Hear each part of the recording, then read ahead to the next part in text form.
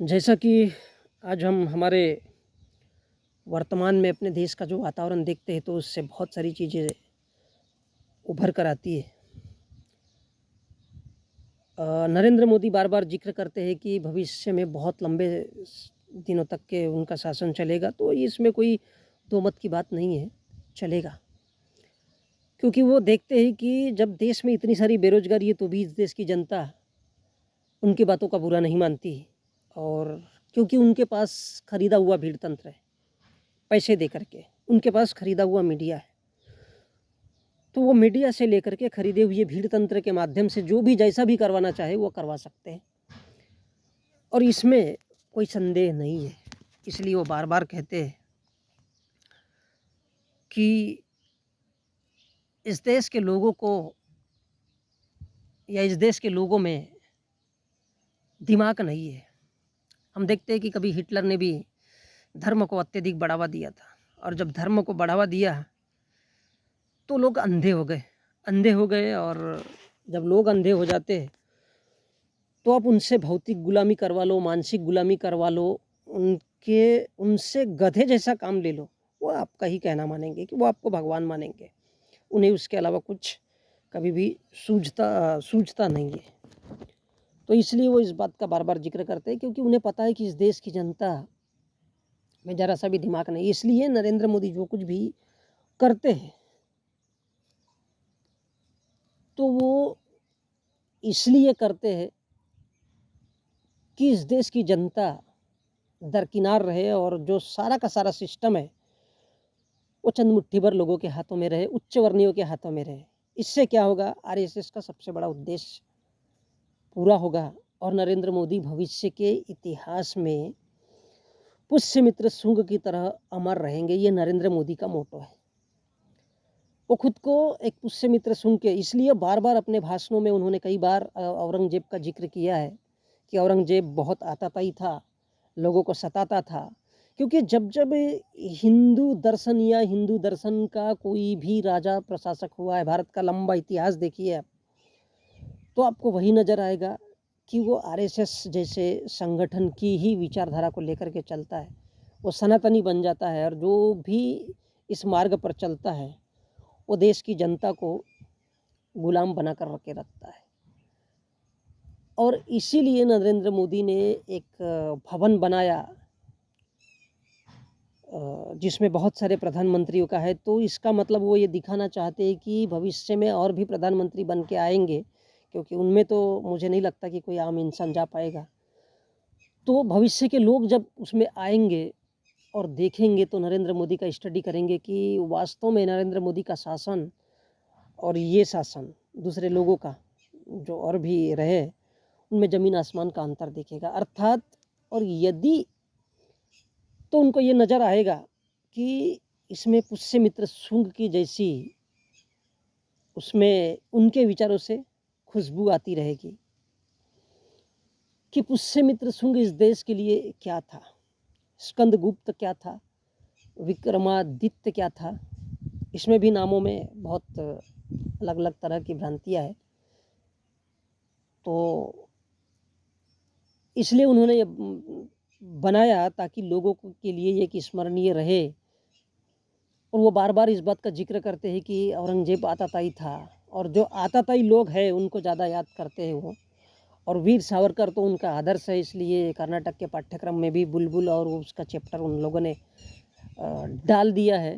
और किस तरह से देखते हैं आज सायरा बानो का भी केस और अन्य ऐसे केस हैं। तो ये इस बात का प्रमाण है कि इस देश की जो जनता है वो इतनी धर्मों में उलझ गई है और इतनी आरएसएस की पोषक हो गई है, जिसके लिए गिने-चुने लोग ही हैं, 2 या 4 लोग ही हैं जो इस विचारधारा को पूरे देश के ऊपर थोप रहे हैं और थोप रहे नहीं बल्कि थोप दिया है उन्होंने। कभी पाठ्यक्रम के माध्यम से, कभी देश की संवैधानिक संस्थाओं के माध्यम से और कभी दुनिया भर के हंगामे करके हम देखते हैं, ये हिंदू है, ये मुसलमान है, इस टाइप से व्यवहार से। तो ये जो देश के लोगों को एक नए मॉडल में तब्दील किया गया है, वो जानते हैं कि भारत के इस देश की जो जनता है, चाहे वो किसान हो, चाहे वो जवान हो, चाहे वो मज़दूर हो, चाहे वो ऑफ़िसर हो, चाहे वो मिडिल वर्ग का कर्मचारी हो या फिर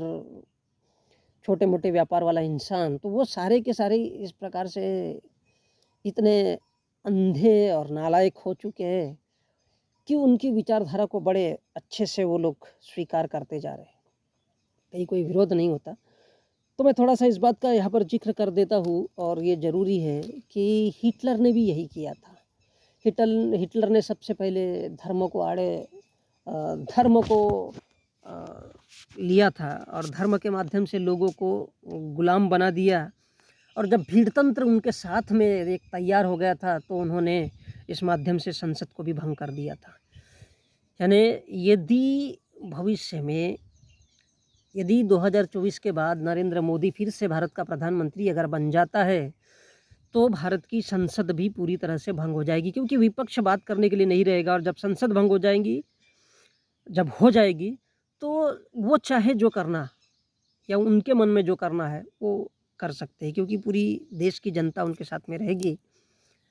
और उनकी किसी भी बात का कोई भी विरोध नहीं होगा। विरोध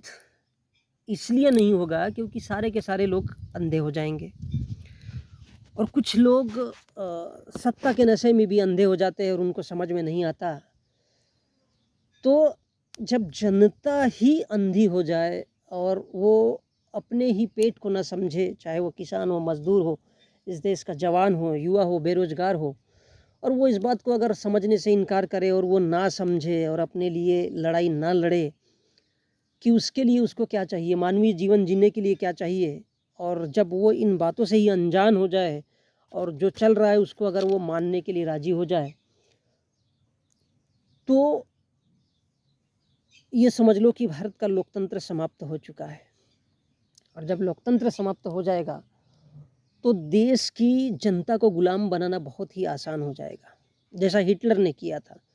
उन लोगों को धर्म में उलझा दिया, और धर्म में जब सारे के सारे लोग उलझ गए तो जो उनके नहीं चाहने वाले थे, जो दूसरे धर्म वाले लोग थे, उन लोगों को मौत के घाट उतार दिया जाता था, उनके कत्ल करवा दिए जाते थे। तो ये आज भारत में होना कोई बड़ी बात नहीं है। आज देखते हैं कि भारत में एक संविधान के साथ साथ भारत में संवैधानिक संस्था है, जैसे सुप्रीम कोर्ट है और सीबीआई है, लेकिन आज इनका भी इस्तेमाल जो हो रहा है वो एक अलग दिशा में हो रहा है। भारत में एक रीढ़ की हड्डी है सुप्रीम कोर्ट, लेकिन वो भी आज अपने मुंह से वो खुद कह रहे हैं कि भारत का कानून अमीरों के लिए है। इसका मतलब ये है कि उस भीड़ तंत्र के माध्यम से इतना दबाव बना दिया गया है कि वो काम नहीं कर सकता। वो सिर्फ और सिर्फ, चाहे वो संवैधानिक संस्थाएं सुप्रीम कोर्ट हो या फिर उसके नीचे में सीबीआई जैसी संस्थाएं हैं, तो उनको दो छोटे मोटे लोगों को परेशान किया जाता है कि आ जाओ हमारे पार्टी में आ जाओ, और अगर वो उनके पार्टी में ना जाए तो फिर उन पर शिकंजा, यानी एक प्रकार से मीडिया की तरफ से भी माहौल बन जाता है और देश के लोग भी गुमराह हो जाते हैं कि यस मोदी इज बेस्ट। और ये जो धारणा चलती रहती है जिससे जनता पूरी तरह से गुमराह हो जाती है, और जब जनता गुमराह हो जाती है तो उनके साथ में भीड़ तंत्र खड़ा हो जाता है, और उनके जो विपक्षी होते हैं उनकी हत्या भी अगर करवा दी जाएगी तो कोई फर्क नहीं पड़ेगा, क्योंकि किसी की हत्या से किसी को बुरा नहीं लगना है। तो ये जो आरएसएस का फंडा है कि इस देश के उच्च वर्णों के लिए ही सारी शासन व्यवस्था और सत्ता होनी चाहिए, तो ये आज धीरे धीरे नरेंद्र मोदी ने उसको कर दिया है। एजुकेशन सिस्टम में भी, संवैधानिक सिस्टम में भी। और वो ऐसा इसलिए आज भारत की सरकारें ऐसा कर सकती है क्योंकि उन्हें पता है कि अब जो भी पार्टी मैदान में आएगी तो वो सारी की सारी पार्टियां, जो भी पार्टियां सत्ता में आएगी वो सारी की सारी पार्टियां इस बात पर टिकी रहेगी कि अब उन्हें धर्मों का ही प्रचार करना है, धर्मों का ही प्रसार करना है। मेरे कहने का मतलब ये है कि धीरे धीरे जनता को उस मोड़ पर ले जाया जा चुका है, जनता को उस मोड़ पे खड़ा कर दिया गया है कि मोदी जो कहेंगे वही सब कुछ ठीक है। और मोदी किसके लिए काम कर रहे हैं? इस देश के आरएसएस के लिए, क्योंकि उन्होंने जो बीच में अशोक चिन्ह को छेड़छाड़ किया है, उसके दांतों को क्रूरतम दिखाया है, और भी बहुत सारी चीज़ों को उन्होंने कन्वर्ट किया है और वो इस देश के लोगों को दिखाना चाहते हैं कि वो चाहे जो कुछ भी करे वो सब इस देश के लोगों को स्वीकार्य है। और इसलिए वो कहते हैं कि सबका साथ सबका विकास, अर्थात सब लोग आइए इसमें, चाहे संवैधानिक संस्था है वो, चाहे वो सुप्रीम कोर्ट हो या फिर जुडिशियरी सिस्टम हो या फिर आईपीएस आईएएस जितने भी है, वो सबको एक साथ मिला करके उस दिशा में लेकर के खड़ा करना चाहते हैं जो एक भीड़तंत्र होगा। और इस देश की जो ओरिजिनल जनता है, इस देश के ओबीसी एससी एसटी है, जो इस देश की रीढ़ है, जो इस देश के मूल निवासी है, उन्हें भी उस गर्त में धकेला जाएगा और उन्हें गुलाम बनाने के लिए ही ये सारी तैयारियां वो ऐसा कर सकते हैं। आज की जो वर्तमान मौजूदा जो सरकारें हैं वो ऐसा सोच सकती है, ऐसा कर सकती है, इसलिए उनको मालूम है, ऐसा इसलिए कर सकती है, उनको ये मालूम है कि वो लोग यानी इस देश की सरकारें जो कर रही है आज उनको उनके हित में भलाई लग रही है,